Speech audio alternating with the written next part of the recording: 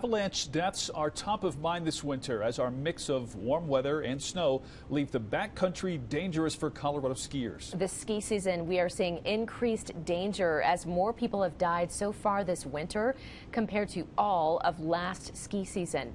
And with at least another full month of skiing, experts are worried more danger lies ahead. Since December 26th, 7 people have died in avalanches across our state. 21 others have also been caught and even sometimes buried in runaway snow. The Colorado Department of Transportation says the high country has seen 6 avalanches in the last 3 months. Now, one of those people caught in an avalanche is now reflecting on the anniversary of a nearly deadly accident. KRDO News Channel 13's Riley Carroll spoke with that survivor about the incident and his recovery.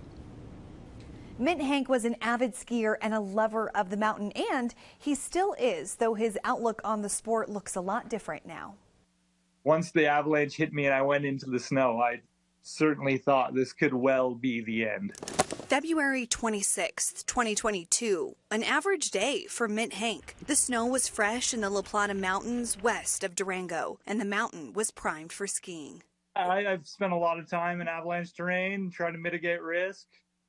Trying to figure out what's safe and what's not safe. Mint has been a backcountry skier for decades, worked as a ski patroller and in avalanche mitigation. Suffice to say, he knew what he was doing that day. I suppose it starts the night before where we did read the avalanche report and we saw the risk, and it was a conversation of, do we think we can handle this risk? Mint and his ski partner decided the answer was yes. We skied a single run and didn't really see any signs that things were as dangerous as they were. The second run, an avalanche hit. Mint was swept away. If I had been buried as well, my chances of survival would have been far less. Mint says without his partner finding him, search and rescue would have taken too long. Which I'm very grateful for them, but they wouldn't have gotten to me in time. You guys all set? Here we go. All right. Mint was life-flighted to Penrose St. Francis Hospital in Colorado Springs. He was unconscious for 3 days. And then my memory really fades to that waking up at Penrose, going, wow, this is pretty bad, but compared to what it could be, this is pretty good. Mint's injuries were extensive. I had a compound broken femur, which means my femur was coming out the back of my leg, which, there's a lot of bleeding. You can bleed out very quickly. So thankfully, we had a tourniquet on it, limiting bleeding. He also had a broken back and a head injury.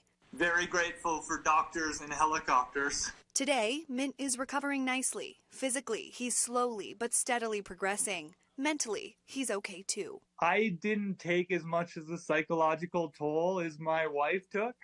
Sure. Because I was not conscious for the 3 days where things were very rough.